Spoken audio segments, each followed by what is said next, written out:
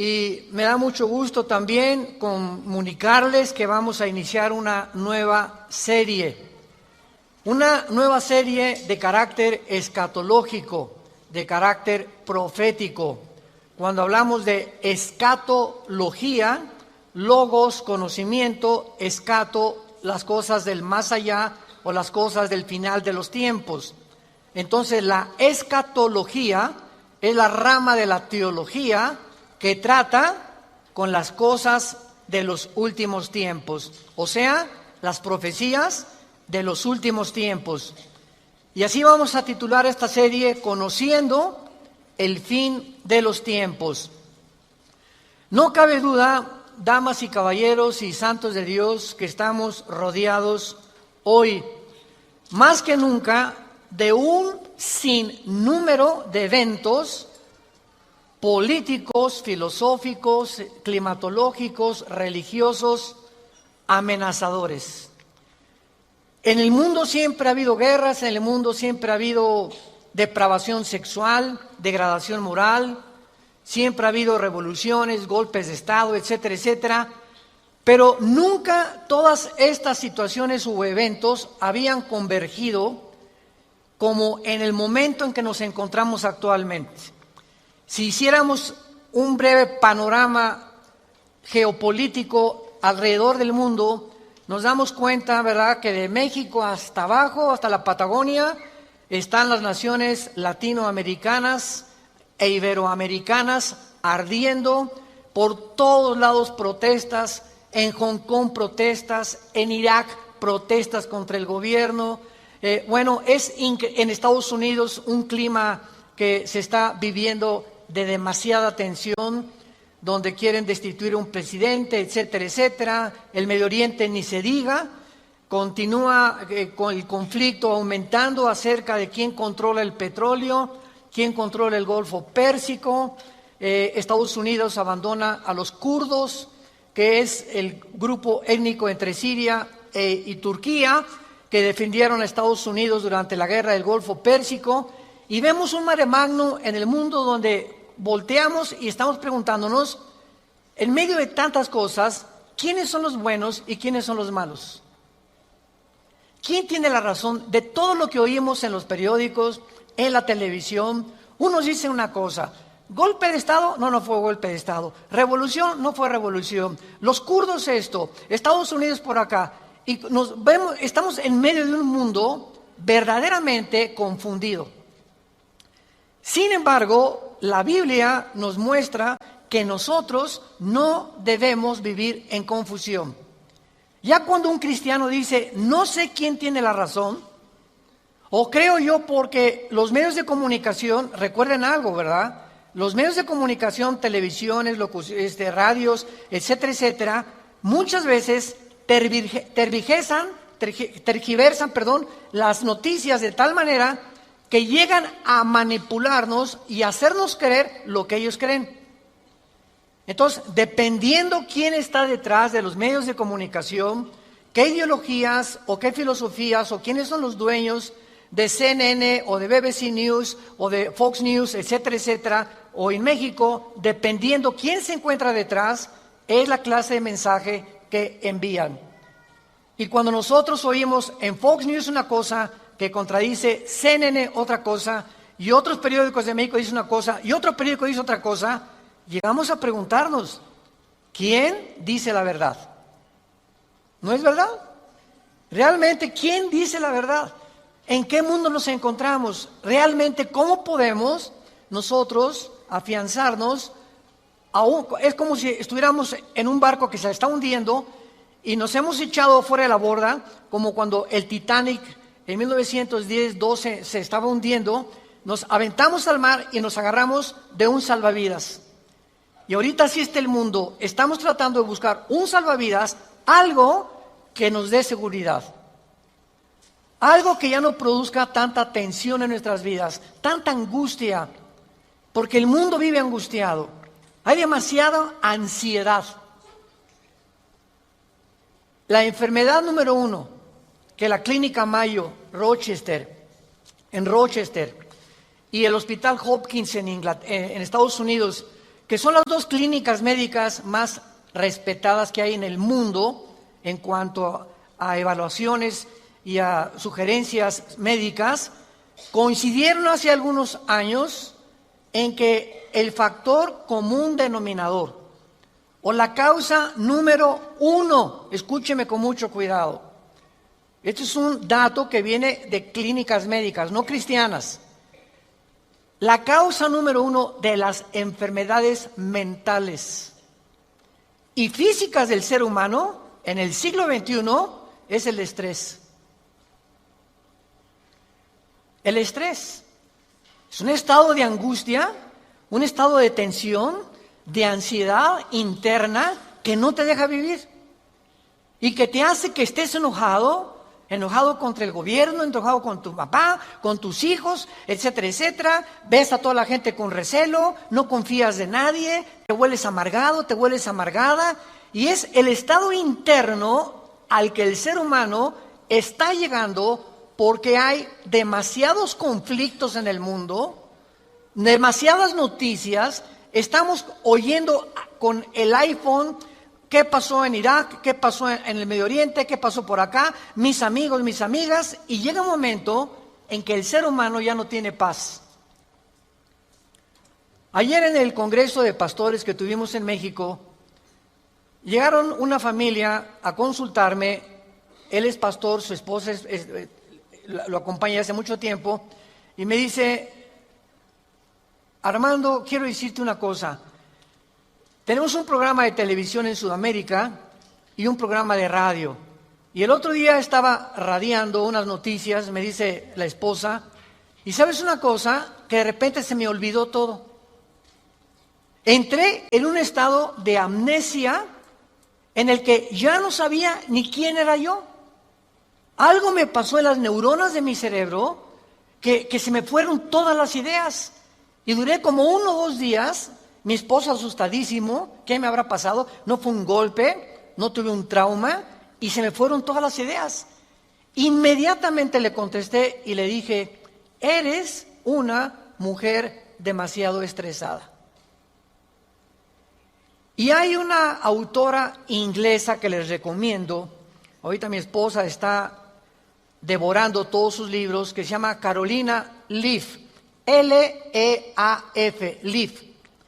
Esta autora inglesa es neuróloga, pero es cristiana, y está haciendo los últimos descubrimientos del cerebro, de las neuronas, de la manera como afecta el estrés.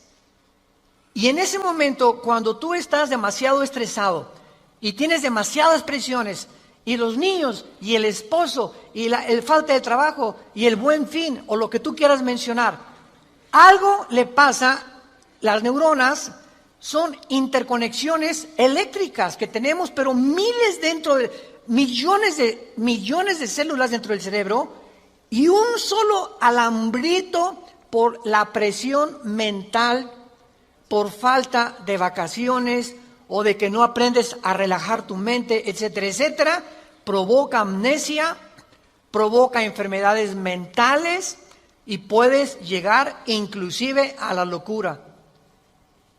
Esto es impresionante, porque es como un árbol lo que tenemos aquí adentro. Y ella está descubriendo que cuando tienes pensamientos negativos, las neuronas se unen más rápido.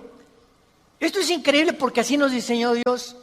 Y cuando tenemos pensamientos negativos, las neuronas comienzan a tratar de desconectarse y vienen zonas negras en el cerebro que te impiden pensar coherente y lógicamente. Qué interesante que Filipenses 4:8 diga en la Biblia: en esto pensad, todo lo que es bueno, todo lo que es justo, todo lo que es buen hombre, ocupa tu mente pensando cosas positivas. Porque la gente que está continuamente pensando el mal, o qué mal hacer, o estar negando a Dios en su mente, algo afecta las neuronas del cerebro científicamente. Y cuando venimos a la Biblia, nos damos cuenta, ¿verdad?, que se están derrumbando todas las ideologías. El comunismo ya no es el comunismo, porque el comunismo que yo practiqué, por ejemplo, ustedes muchos saben que antes de que yo fuera cristiano, fui comunista, fui ateo. A los 12 años me decepcioné de la religión que nos inculcaron y llegué a negar a Dios. Las religiones son un engaño, todas quieren explotar a la gente. Esos eran mis pensamientos. Tenía el Che Guevara arriba de mi cuarto con un póster inmenso de él, y Marx y Engels y Lenin, etcétera, etcétera. Y para mí ese era mi mundo y era lo que yo creía era la respuesta, un sistema ideológico para poder cambiar la sociedad. Sin embargo, cuando descubrí, ¿verdad?, que este sistema era completamente contradictorio, como se demostró en 1990, que cayó el comunismo en Europa, cuando Mikhail Gorbachev confesó que era una ideología. Para que seas comunista, número 1, tienes que ser ateo. Escúchame con mucho cuidado. Número 2, tienes que ser darwiniano. O sea, tienes que creer que al morir no hay nada. Que vas a la tierra y que no hay Dios y ahí acabó. No hay otra vida, no hay mundo espiritual, no hay ninguna otra dimensión. Número 3, tienes que ser humanista, no humanitario, humanista. O sea, tienes que creer que el hombre tiene las respuestas para sus problemas. Ese es el humanismo. Cuando creemos que nosotros podemos resolver la pobreza, las injusticias, etcétera, etcétera.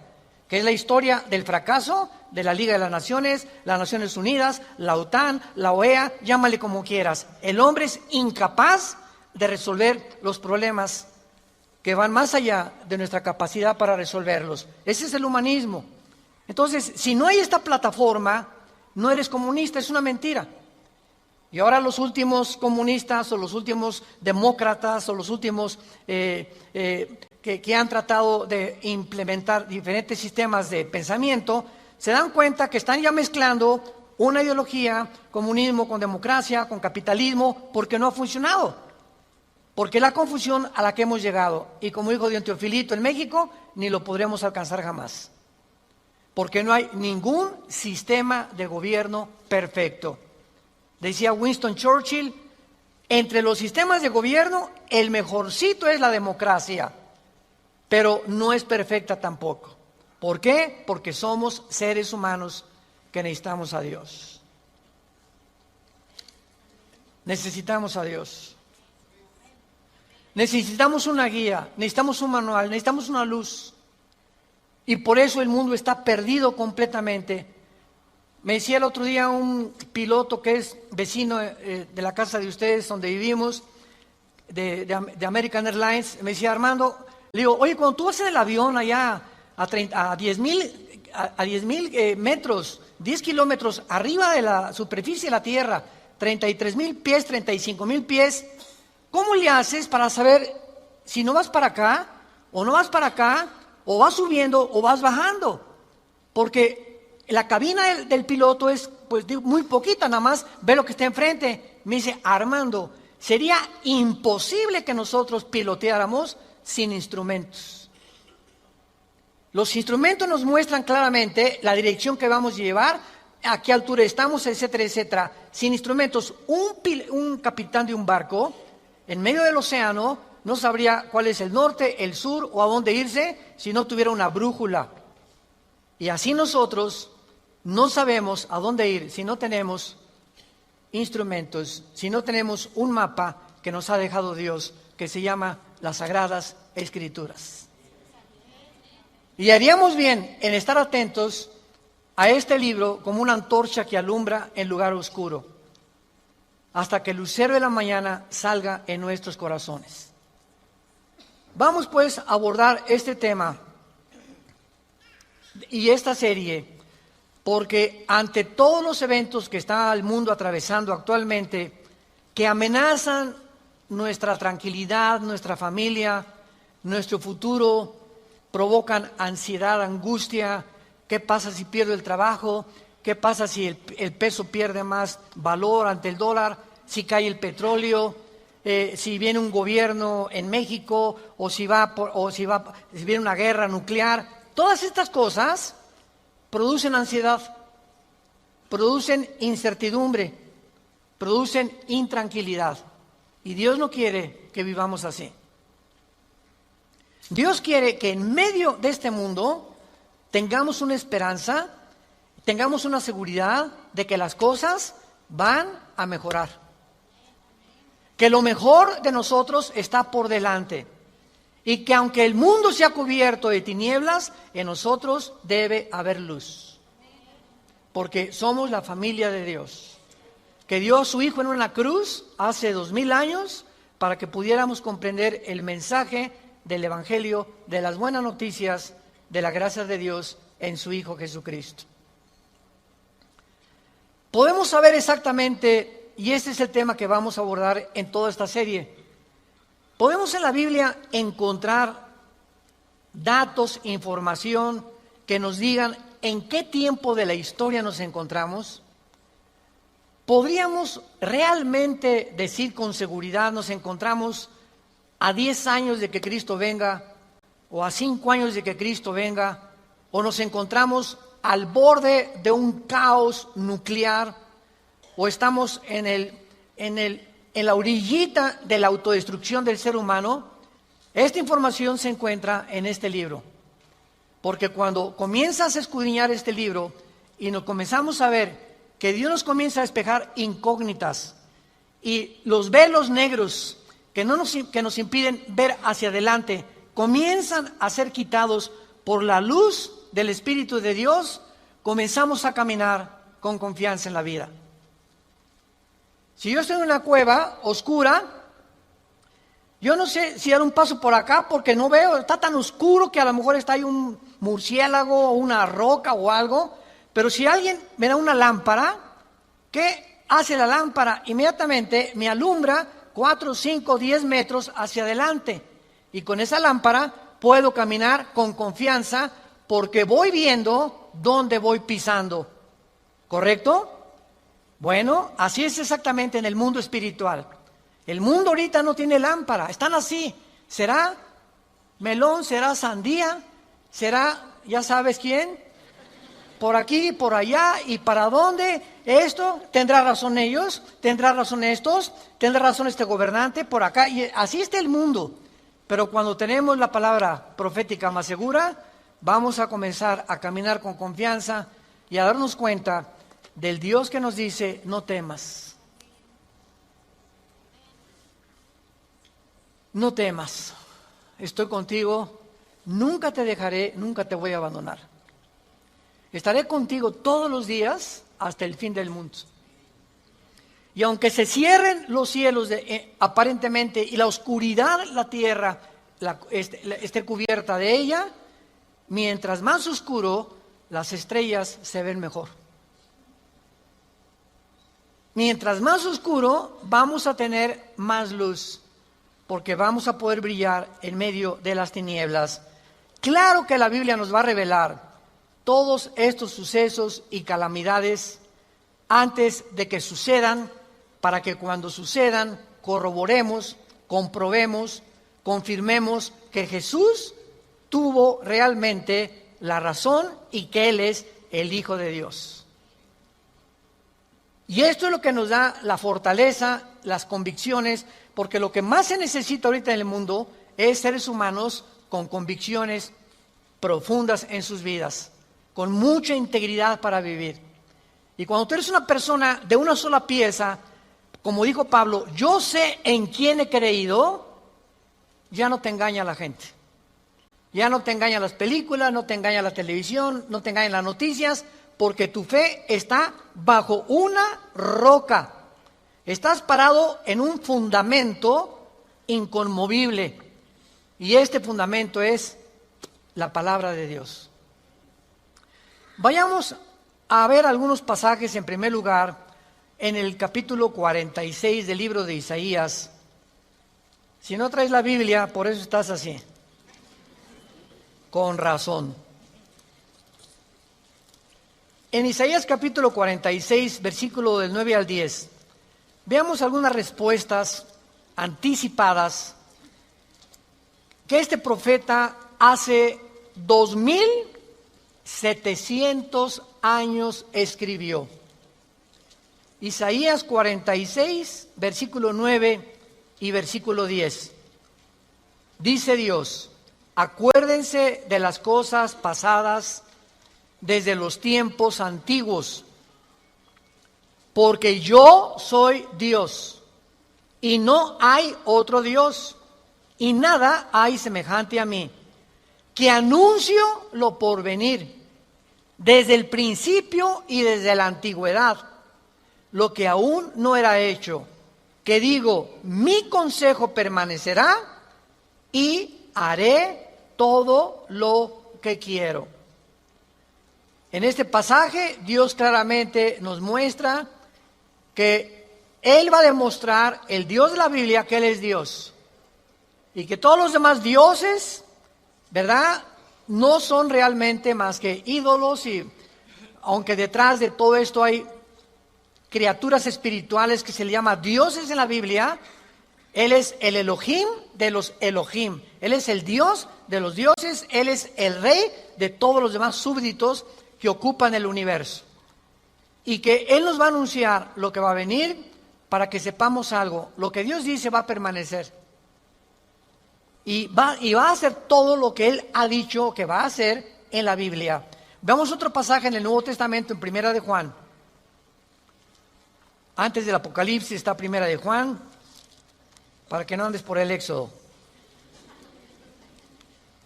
En Primera de Juan, capítulo 4, versículos 5 al 6, el apóstol, el último de los apóstoles de Jesucristo, que murió a los 93, 92 años de edad, fue el último que murió de ellos, escribe, Primera de Juan 4, del 5 al 6, ellos son del mundo, siga con cuidado esta lectura, ellos son del mundo, por eso hablan del mundo, y el mundo los oye.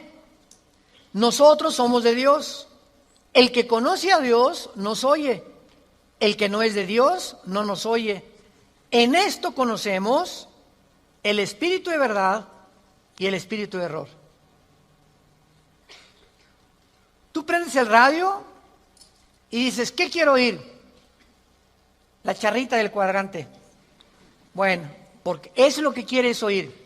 Pero al mismo tiempo tu apartito de tu radio tiene ondas y tiene FM, tiene AM y tiene como 50 estaciones más que tú puedes oír. En el FM 91.3, 1440, etcétera, etcétera, ¿verdad?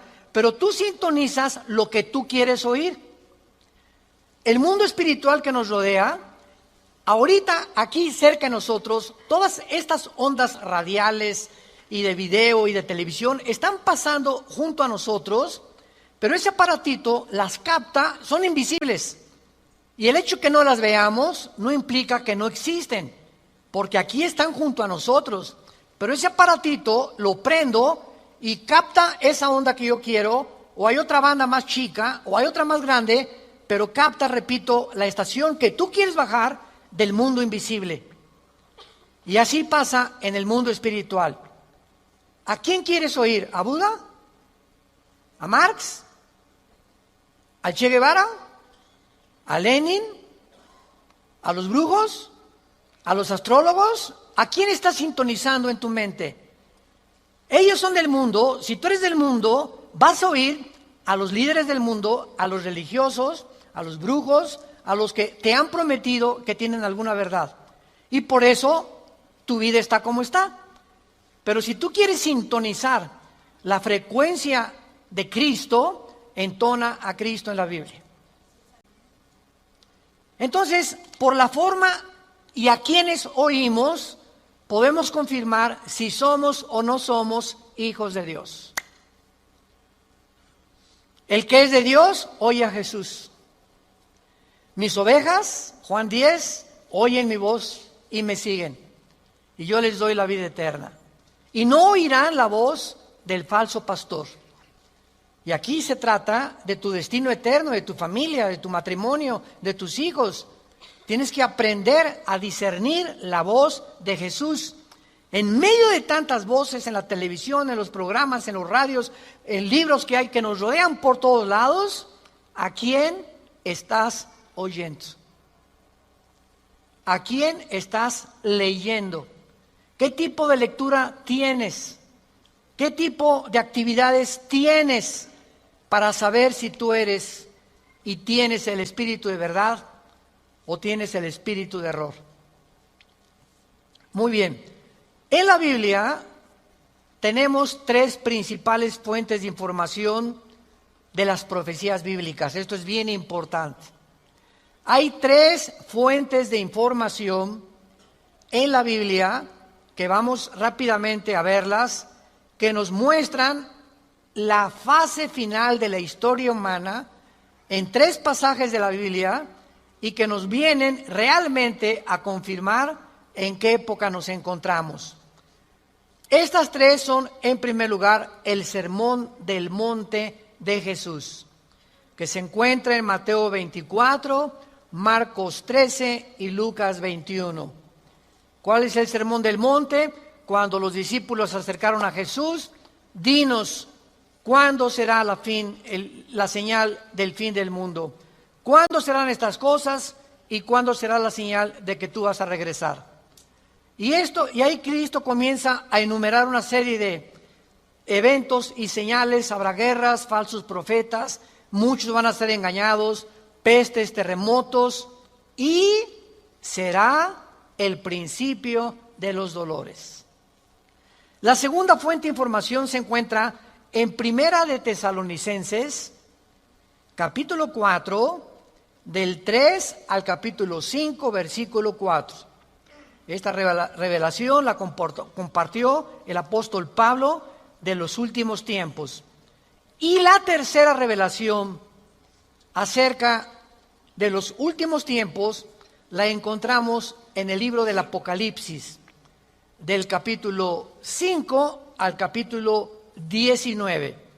En estos capítulos se encuentra claramente todo lo que la planeta Tierra y la humanidad va a atravesar. Ahora, muy bien, cuando estudiamos estos pasajes, podemos concluir que efectivamente vendrán tiempos difíciles al mundo, sorpresivos y amenazadores, que es de lo que hemos estado hablando en los últimos 10, 15 minutos. Nadie puede negar que vivimos en un mundo conflictivo, amenazador, que ha llenado al mundo, a los seres humanos, de ansiedad, de intranquilidad, de falta de paz, de suicidios, de mejor me quito la vida, o me emborracho, o me drogo. ¿Por qué los jóvenes se drogan? Pues porque es una forma de evadir la realidad. La realidad para muchos jóvenes es tan negro y tan negro lo que se ve en el mundo que ya no quieren o no creen que pueden atravesar esa cortina oscura, no creen que hay una luz detrás y se enfrentan a un mundo que parece que se los está comiendo, tragando, y prefieren salir de este mundo. Los que se drogan, ¿por qué se drogan? Los que se emborrachan, ¿por qué se emborrachan? Porque la realidad es tan cruda que no la quieren enfrentar en sus 5 sentidos. Entonces, detrás de cada persona drogadicta, alcohólica, etcétera, etcétera, se encuentra un conflicto interno espiritual. Porque como en el área forense, cuando tú estudias, yo recuerdo que hubo una época en mi vida que comencé a estudiar criminología, dactiloscopía y balística. Quería ser detective, imagínense. Siempre me ha gustado la investigación. Y me dio unos meses por meterme y compré libros, etcétera, etcétera. Y siempre cuando en esa área te involucras, los detectives o los investigadores siempre están buscando el motivo por el cual alguien le quitó la vida a la otra persona. Porque siempre hay un motivo del que cometió fraude, el motivo de por qué mató a su mamá, el motivo por qué abandonó a su esposa. Siempre detrás de cada acción hay un motivo. Y cuando descubrimos el motivo, nos ayuda a poder tener una pieza del rompecabezas más clara para poder averiguar o decidir quién fue el asesino o quién fue el ladrón o quién se encuentra detrás de eso. Y cuando nosotros vemos esto, ¿verdad?, que el motivo por el cual la gente hace lo que hace en el mundo, nos damos cuenta que el mundo está espiritualmente muriéndose. Y nosotros tenemos la medicina. Qué triste que tengas compañeros en tu escuela que estén tan confundidos, que no les has hablado jamás de Cristo, que tengas amigos que haces negocios con ellos, que tengas un taller de carpintería, de plomería, o eres mecánico o abogado en tu bufete o un médico, y la gente a tu alrededor, vemos a la gente, caras vemos y están llorando por dentro, están deshechos por dentro. Que si esa hermanita, la enfermera que diga, ay hermanita doctora, ¿cómo está? Muy buenos días, ¿verdad? Y te encierras con ella y te pones enfrente de ella, te puedo olvidar, se quitan esa máscara que están usando y caen en una expresión de llanto, de angustia que están escondiendo, poniéndose una máscara de aparente felicidad. Y así las personas que tú ves, no es cierto que son lo que estás viendo. Detrás de cada persona se encuentra un drama. Se encuentran problemas más allá de lo que podemos imaginarnos. Así que nosotros tenemos la respuesta y la medicina, qué estamos haciendo con ella, y vamos a dar cuentas en la otra vida de todas las cosas que nunca cumplimos en la palabra de Dios al compartir el mensaje de Jesucristo. Ahora bien, vayamos a Mateo 24 y veamos rápidamente que del estudio de estos tres pasajes que acabamos de mencionar, el Sermón del Monte, Primera de Tesalonicenses 4 y el libro de Apocalipsis, podemos concluir, para poner el tapiz, el fundamento de nuestra serie que vamos a seguir desarrollando, que efectivamente estamos en el tiempo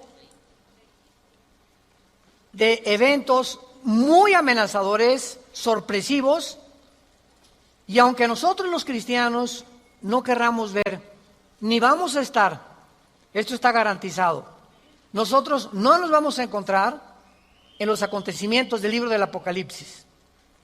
La iglesia no va a encontrarse en los acontecimientos de Primera de Tesalonicenses 4, ni tampoco en el Sermón del Monte, más que en lo que les voy a mostrar ahorita. Y no vamos a ver nosotros el Armagedón.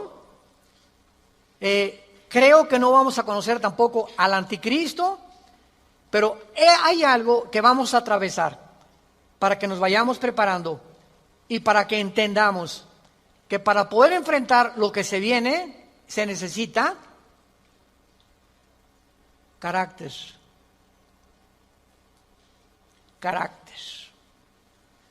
¿Qué es el carácter?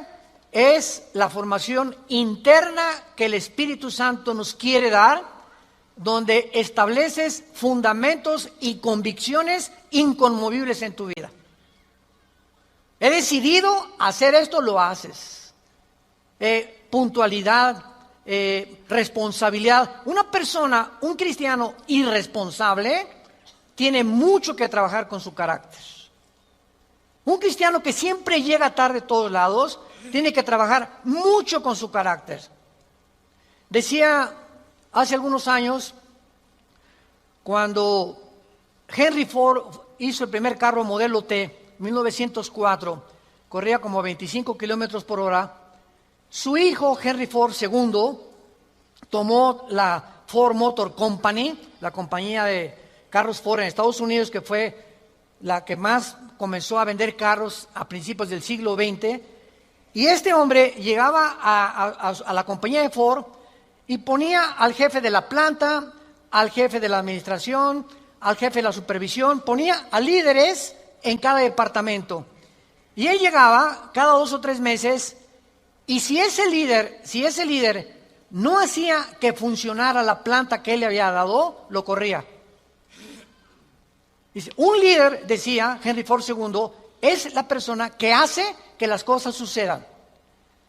Y si tú estás al frente de una responsabilidad y no cambias la situación, o no cambias la manera de pensar de los hombres o de tus soldados que tienes bajo tu responsabilidad, tú no eres líder.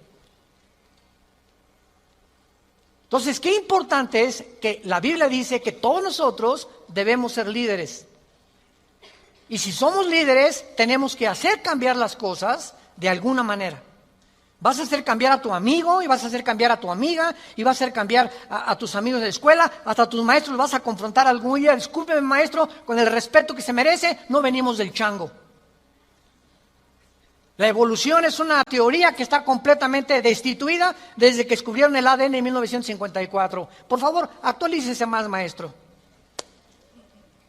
Entonces, cuando comenzamos a entender eso, es cuando comenzamos a comprender que este mundo, dice la Biblia, la mayoría serán engañados. Los mismos escogidos serán engañados porque hay millones de cristianos sin carácter, flojos, irresponsables, impuntuales, sin falta de integridad. A nadie le hablan de Cristo, no comparten las buenas nuevas, no tienen convicciones profundas que los hacen ser gigantes, guerreros de Dios. Dice Mateo capítulo 24 en el Sermón del Monte el Señor Jesucristo, porque se acercan los discípulos para hacerle preguntas, versículo 3, Señor, dinos, vean las 3 preguntas que le hacen hace 2000 años. 1, ¿cuándo serán estas cosas? Querían saber el tiempo los discípulos. 2, ¿qué señal habrá de tu venida? O sea, ¿habrá alguna señal que podamos percibir de que tú ya vienes al mundo? Y 3, ¿y hay alguna señal de que el mundo se va a acabar? De estas 3 preguntas, Cristo comienza a contestar algunas. Por ejemplo, la señal de su venida está hasta el versículo 29 y 30, cuando el sol se oscurecerá, la luna se pondrá, etcétera, etcétera, y esa es la señal de la venida de Cristo, que no vamos a estar aquí nosotros, porque primero es el arrebatamiento, y van a pasar 7 años de la tribulación, y viene Jesucristo en la segunda venida, y los que estén en la segunda venida, que se hayan convertido en la persecución del anticristo, van a saber que cuando vengan estas señales cósmicas en el cielo, Cristo aparecerá en las nubes junto con nosotros, porque regresaremos con Él. Pero lo que me interesa compartirles es el versículo 6 en adelante, que es lo que nos atañe a la generación que estamos viviendo. Oirán de guerras y rumores de guerras. Miren que no se turben, porque es necesario que todo esto acontezca, pero aún no es el fin. Porque se levantará nación contra nación y reino contra reino, y habrá pestes y hambres y terremotos en diferentes lugares. Muy bien, si leemos solamente el versículo 6, oirán de guerras y rumores de guerras, toda la historia han sido esto, ¿no es verdad? Desde que Caín asesinó a Abel, desde que Caín asesinó a su hermano Abel, toda la historia, de acuerdo, lo quieres apuntar, al Instituto para la Investigación para la Paz, en Suecia, Estocolmo, dictaminaron que de los 6,000 años aproximadamente de historia que tenemos, de 6,000 años, solamente ha habido 25 años de paz. La historia humana es una historia de guerras, guerras, guerras, guerras, guerras, guerras. En 6,000 años, 25 años de paz. O sea, siempre ha habido conflictos, revoluciones, golpes de Estado. Es la historia de nosotros. Pero entonces ahí podríamos quedar confundidos. Oye, Señor, ¿de qué estás hablando? Siempre ha habido guerras. Versículo 7, Él lo explica. Porque se levantará nación contra nación y reino contra reino. Esto, una guerra mundial, una guerra de carácter internacional, donde se involucraron 3 o 4 naciones contra 3 o 4 o 5 naciones, nunca sucedió hasta 1910, la Primera Guerra Mundial. Ahí fue la primera vez en la historia que sucede una guerra de carácter internacional a través de toda la historia. Y casi 30 años después, la Segunda Guerra Mundial. Entonces, con esto nos situamos nosotros en una plataforma bastante sólida y podemos entender que cuando Jesús dice, se levantará nación contra nación y reino contra reino, y habrá pestes, porque las guerras producen pestes, plagas, ¿verdad? Enfermedades, calenturas, hambres, terremotos. Señor, siempre ha habido terremotos, ok, claro, siempre ha habido terremotos, pero de acuerdo al Instituto Sismológico de Boulder, Colorado, que es uno de los institutos más prestigiados en el mundo para detectar terremotos, desde 1976 hasta el 2010 han aumentado 70% los terremotos en el mundo.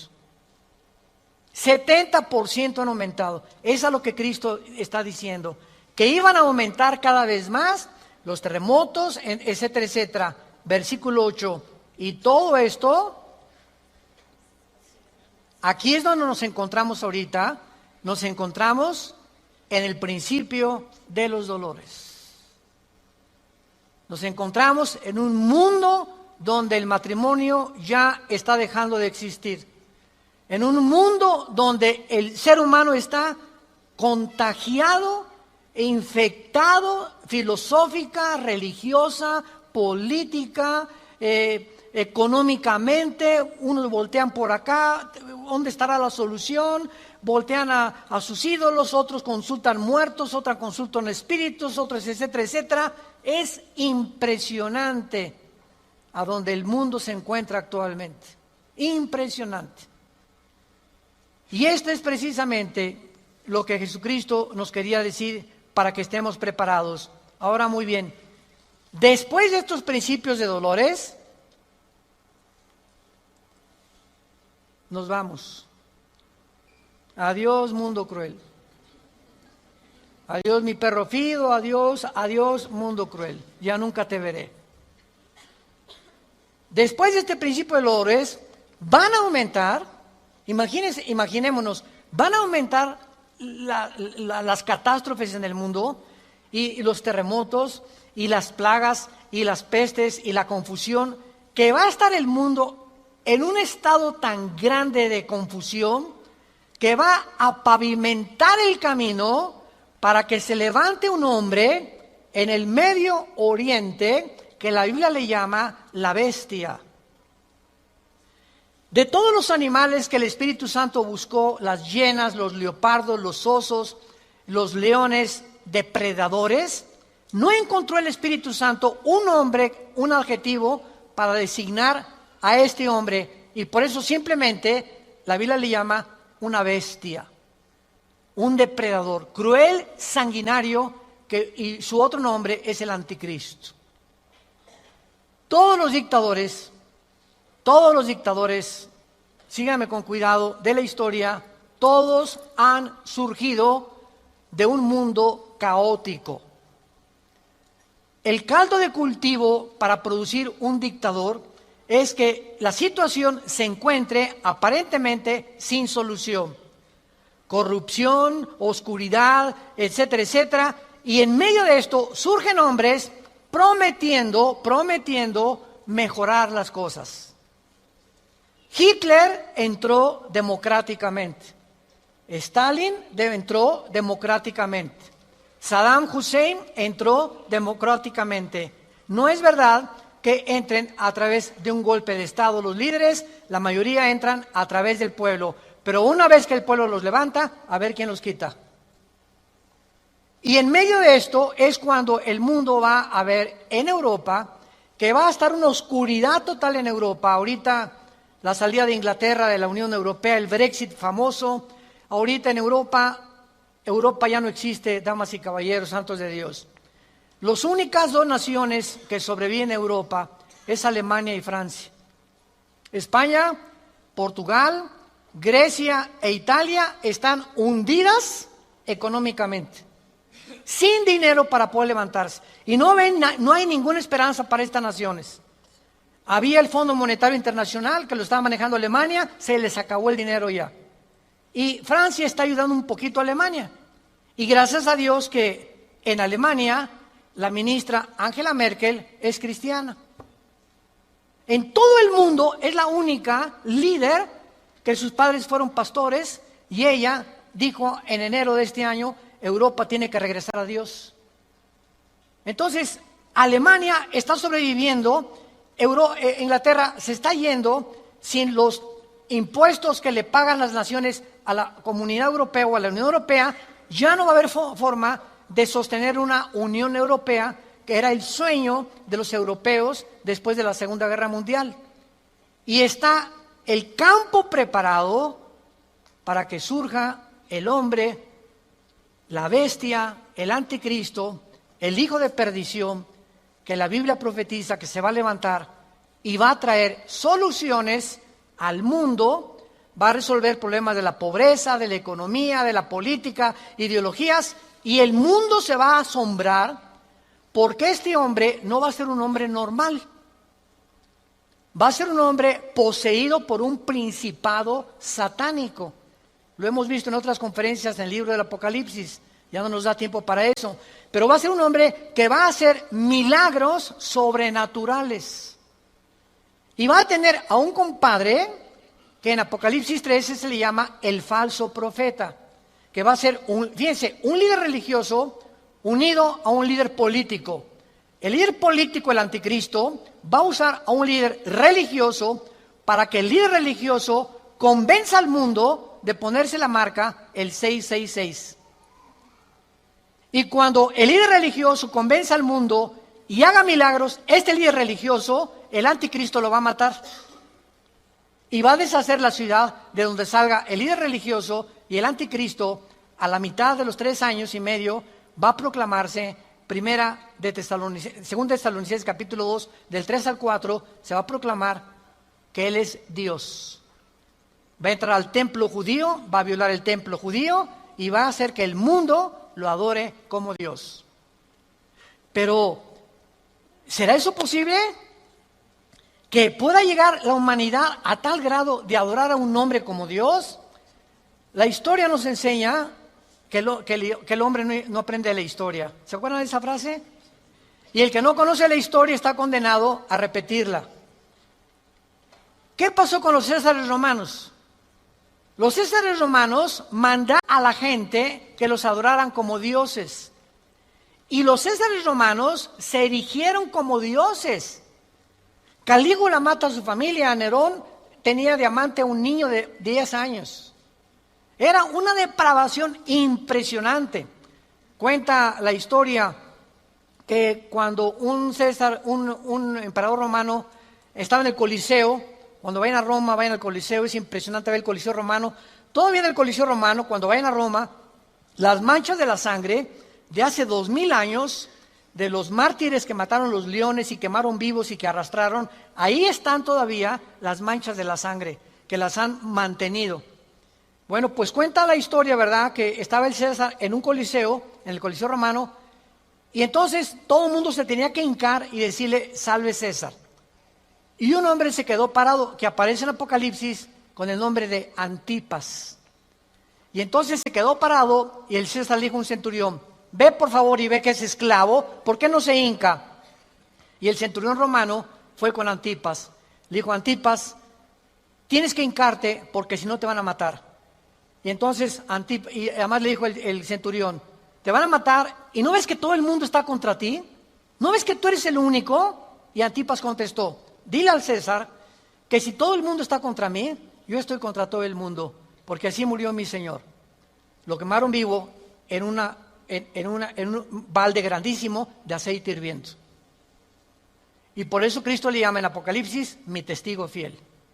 Va a llegar un momento, santos de Dios, en que el mundo va a estar contra nosotros y ahí se van a denotar tus convicciones. Y si tus amigos están contra ti y tu familia está contra ti y el mundo está contra ti, nosotros estamos en contra de ellos. Porque nuestra fidelidad es al Hijo de Dios por los siglos de los siglos. Te damos gracias, Señor, por tu palabra.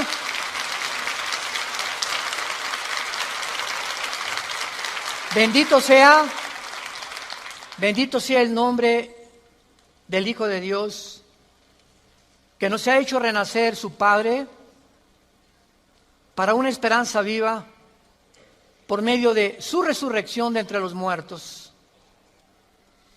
para que tengamos una esperanza que no puede morir en nuestro corazón y permanezcamos fieles a esta esperanza a la que todos hemos sido llamados.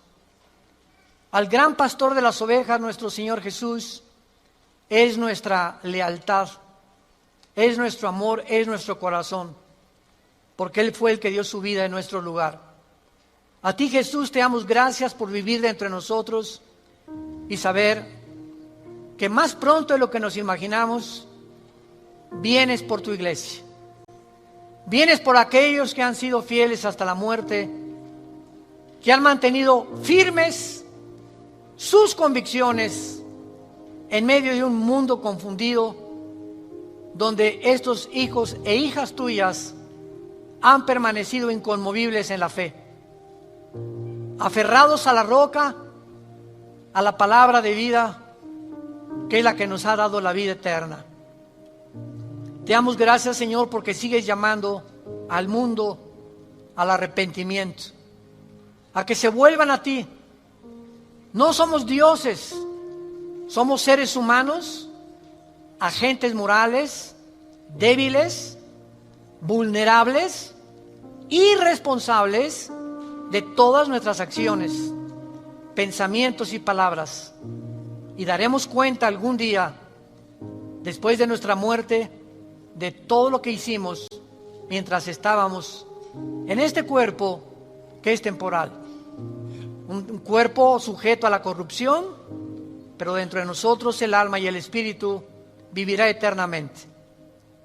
Si tú esta mañana quieres invitar a Cristo y aún no estás seguro de que tienes la vida eterna o segura, dile simplemente estas palabras: